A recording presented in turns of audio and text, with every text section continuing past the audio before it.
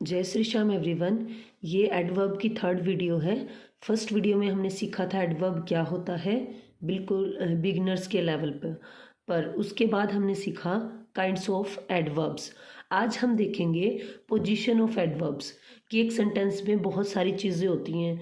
क्या क्या होता है? सब्जेक्ट होता है, ऑब्जेक्ट होता है, वर्ब होती है। देन हमें देखना है कि एडवर्ब जो होती है वो कहाँ पर लगती है। ठीक है ना, अलग अलग काइंड की एडवर्ब्स होती हैं, तो वो कैसे लगती हैं सेंटेंस में, यूज़ कैसे करनी होती हैं रिटन में। तो सबसे पहले the adverb should be placed as near the word it modifies. जिस वर्ड को ये मॉडिफाई कर रहे हैं ना, उसके नियर, नज़दीक हमने यूज़ करनी होती है। कैसे? जैसे कि देखो, ओनली तेंदुलकर प्लेज क्रिकेट। अगर मैं इस पे पूरे पे यहाँ पे इसको इसको छोड़ूं, देखो ओनली तेंदुलकर, ठीक है। तो यहाँ पे हमने किसके साथ लगाया है? तेंदुलकर के आगे लगाया है ओनली को। ओनली क्या है? एक एडवर्ब है। तो ये हमें क्या सेंस दे रहा है कि Tendulkar pledge cricket and nobody else, कि सिर्फ तेंदुलकर जो है क्रिकेट खेलता है और कोई नहीं खेलता। ठीक है। अगर इसके साथ लगा है तो हम इंसान के बारे में बता रहे हैं, इंसान से पहले लगा है कि यही ये काम करता है, बाकी कोई नहीं करता। ठीक है। उसके बाद में तेंदुलकर ओनली प्लेज क्रिकेट। अब यहाँ पे प्ले क्या है? उसका एक्ट है, उसकी ये वर्ब है सेंटेंस के अंदर। तो वर्ब से पहले ओनली लग गया। वर्ब क्या होती है? एक्शन, क्रिया। इसका मतलब क्या हुआ? तेंदुलकर क्रिकेट खेलता है और कुछ नहीं करता। तो अगर देखो, ये वर्ब से पहले लगी है, क्रिया से पहले लगी है। क्रिया मतलब काम, कि वो ओनली यही काम करता है और कोई काम नहीं करता। ठीक है ना, कि ओनली प्ले का काम करता है। ठीक है, समझ आ गया। उसके बाद में है तेंदुलकर प्लेज क्रिकेट ओनली। देखो, वर्ब में उससे पहले लगा था, यहाँ पे हमारे पास में तेंदुलकर से पहले लगा था, लेकिन यहाँ पे क्रिकेट के बाद लगा है। अब हम यहाँ पे देखेंगे तेंदुलकर प्लेज क्रिकेट ओनली। अब देखो, इन सब में तो क्या है? प्लेज से पहले ओनली आया है, यहाँ पर तेंदुलकर से पहले ओनली आया है, यहाँ पर क्रिकेट के बाद ओनली आया है। इसका मतलब क्या है कि तेंदुलकर क्रिकेट खेलता है, कोई दूसरा गेम नहीं खेलता है। ये जो है क्रिकेट खेलना, सिर्फ यही करता है और कोई गेम नहीं खेलता। समझ आ गया? अब इसमें इसमें क्या डिफरेंस है? इसमें मतलब है तेंदुलकर क्रिकेट खेलता है और कुछ नहीं करता। एक्शन, एक्शन सिर्फ यही करता है और कोई एक्शन नहीं करता। ठीक है, इसका मतलब ये हो गया। उसके बाद में इसका मतलब हुआ कि गेम, ये गेम का नाम है ना, कि गेमों में बहुत सारे नाम है गेम के।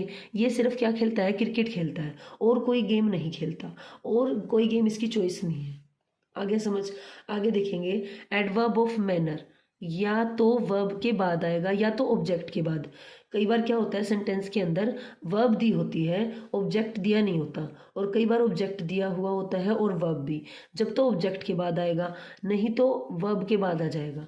कैसे? सी सेंग वेल, उसने क्या गाया? अच्छा गाया। तो यहाँ पे देखो, गाना वर्ब है, वर्ब के बाद आया वेल। ठीक है। अगर यहाँ पे भी वर्ब है, शी वॉक्स स्लोली, कि वो धीरे चलती है।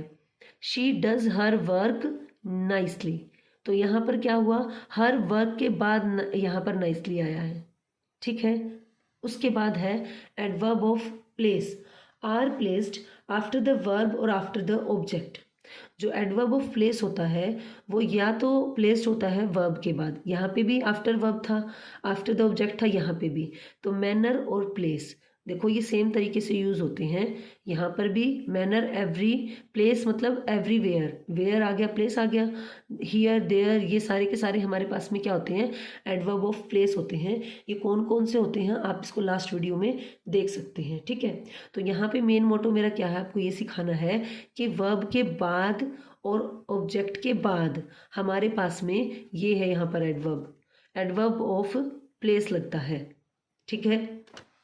अब याद रखने का तरीका क्या है? या तो काम होगा, हुआ होगा कहीं पे, या तो कुछ होगा कहीं पे, जैसे please put this table here, तो या तो किसी चीज़ की लोकेशन बतानी होगी कि यहाँ पे रखो, वहाँ पर रखो। ठीक है, तो इस टाइप से होगा। तो एडवर्ब ऑफ मैनर भी और एडवर्ब ऑफ प्लेस भी दोनों के दोनों वर्ब के बाद लगेंगे। अगर ऑब्जेक्ट है तो ऑब्जेक्ट के बाद लगेंगे। ओके, आगे चले।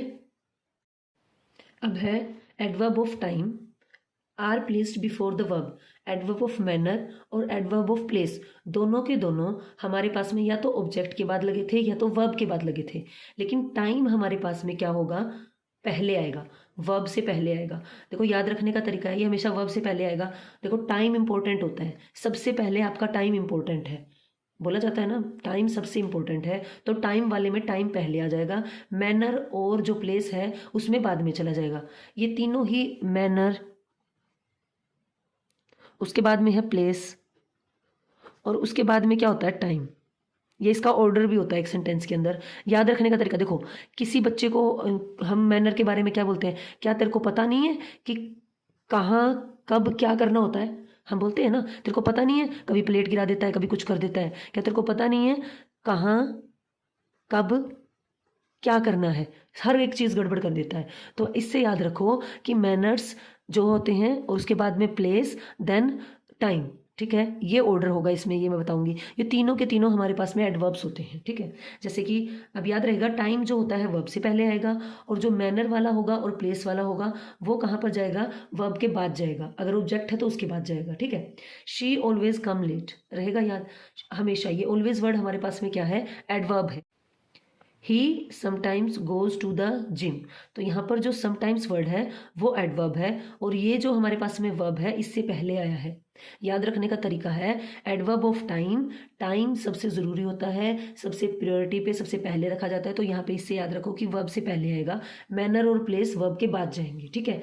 उसके बाद में है व्हेन देयर आर 2 और मोर एडवर्ब्स। अब यहाँ पे हमारे पास में क्या सिखाना चाह रहा है कि एक सेंटेंस में 1 से ज़्यादा भी एडवर्ब्स हो सकती हैं।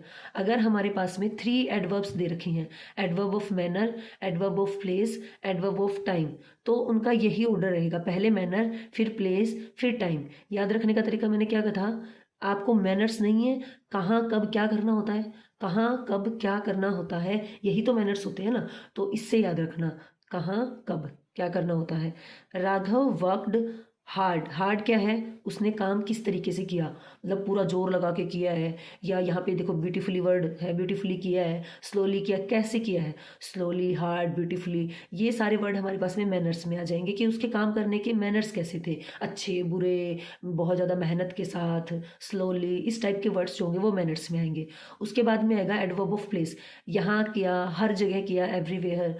देन हमारे पास में यस्टरडे एंड देन, तो हमारे पास में ये क्या बता रहा है, टाइम को बता रहा है, एडवर्ब ऑफ टाइम को, ठीक है। उसके बाद Raghav worked hard here yesterday, the bird sing beautifully everywhere then, ठीक है। तब वहाँ पे जो है सारे अच्छे से हर जगह पक्षियों ने गाना शुरू कर दिया, तब यहाँ पे टाइम की सेंस दे रहे हैं, ठीक है। आगे चलते हैं। अब हमारे पास में है एडवर्ब्स ऑफ फ्रीक्वेंसी। फ्रीक्वेंसी क्या होता है, देखो फ्रीक्वेंसी रेट ऐसे ऐसे ऐसे चलता है ना कि कोई काम कितनी बार हुआ है, are normally put between the subject and the verb if the verb consist of only 1 word. अगर वर्ब में सिर्फ 1 वर्ड है तो हम क्या करेंगे, उससे पहले हम क्या लगाएंगे, एडवर्ब ऑफ फ्रीक्वेंसी लगाएंगे कि ये काम कभी हुआ है, नहीं हुआ है, 10 बार हुआ है, 50 बार हुआ है। तो इस टाइप से जब हमने फ्रीक्वेंसी बतानी है तो वो कहाँ लगेगी, वर्ब से पहले लगेगी। देखो ये भी वर्ब से पहले लगा, काम कितनी बार हुआ, अगर आप इसको देखोगे फ्रीक्वेंसी भी टाइम में ही तो काउंट हो रही है, कितनी बार हुआ है ना। तो और टाइम भी यही था, टाइम भी वर्ब से पहले लग रहा था और ये भी वर्ब से पहले लग रहा है, फ्रीक्वेंसी भी। तो she never makes mistakes, I have never seen a tiger, ठीक है। तो ये किससे पहले लगे हैं, वर्ब से। याद रखने का तरीका है, फ्रीक्वेंसी और टाइम दोनों टाइम को ही डिनोट करते हैं, टाइम इंपॉर्टेंट है तो टाइम पहले आएगा। आगे चले रहेगा या तो यहाँ पर ये नेवर वर्ड जो है हमारा एडवर्ब है, जो कि किससे पहले लगा है, वर्ब से पहले लगा है, यहाँ पर भी वर्ब से पहले लगा है।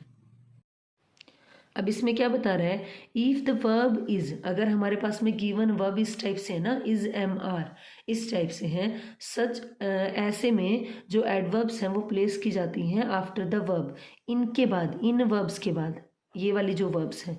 और ये कब लगाई हुई होती हैं, एज अ वर्ब कब काम करती हैं ये हेल्पिंग वर्ब, जब हमें किसी इंसान का, किसी चीज़ का स्टेट बताना हो कि वो उदास है, वो सुंदर है। अब इसमें कोई अक्षर, मेरे भाई गले में दिक्कत है इसलिए मेरे को बीच बीच में जो है वीडियो कट करनी पड़ती है। ही इज़ नेवर सेड, तो यहाँ पर जो इज़ है इसके बाद नेवर लगा है। द हेड जो क्लर्क है is always at his desk, ठीक है, वो वहाँ पर रहता है, ऑलवेज डेस्क पे रहता है हेड क्लर्क, तो वो भी उसकी स्टेट है, वो कभी उदास नहीं होता, ये भी उसकी स्टेट है। ठीक है, तो यहाँ पे कोई एक्शन नहीं हो रहा है, वो बस ये जो इज एम आर आपको जब दिए हो ना सिर्फ उसके अंदर, तो उसके जस्ट बाद हमारे पास में क्या लग जाएगा, एडवर्ब लग जाएंगे। एडवर्ब जो एनफ है, अकेली ये enough is always placed after the word it modifies, उस वर्ड के बाद लगेंगी जिसे हम मॉडिफाई कर रहे हैं। कैसे, जैसे he knows well enough what I mean, उसे अच्छी तरह से पता है। देखो पता है, क्या पता है, अच्छी तरह से पता है। ठीक है, वेल मीन्स अच्छी, और हमने जोर देना है अच्छी के ऊपर, अच्छे से जानता है वो इस बात को। देन वहाँ पे क्या रहेगा, अच्छे के बाद हमारे पास में एनफ लग जाएगा, उसे अच्छी तरह पता है कि मेरा क्या मतलब है। ठीक है, तो यहाँ पर क्या है, यहाँ पर हमें जो एडवर्ब एनफ होता है वो उसके बाद लगता है जिस वर्ड को हमने मॉडिफाई करना है, जिस वर्ड पे हमें प्रेशराइज करना है, जिस वर्ड को हमें और ज़्यादा डीपली एक्सप्लेन करना है, उसके बाद बाद they are rich enough to buy a big car, वे इतने अमीर हैं, इतने कितने भाई, इतने अमीर हैं, कितने कि एक बड़ी कार खरीद सकते हैं। तो अमीर जो है हमारे पास में रिच के बाद लगा है। देखो ये जो हिंदी होती है ना, वो इंग्लिश की उल्टी चलती है, एक दूसरे के अपोजिट है ये। अब रिच एनफ लिखा है और यहाँ पर क्या लिखा है, इतनी, इतने बार, और इतने की सेंस तो पीछे जा रही है ना, they are rich enough to buy a big car. तो यहाँ पे हमने देखा जो एनफ वर्ड है जिसे वो मॉडिफाई करता है उसके आफ्टर लगाया जाता है। वेल को कर रहा है ये मॉडिफाई, इस पे जोर दे रहा है तो इसके बाद लगेगा, रिच के ऊपर फोकस्ड है तो इसके बाद एनफ वर्ड लगा है। अगर आपको वीडियो पसंद आई है तो please like share and subscribe. इसका एक और पार्ट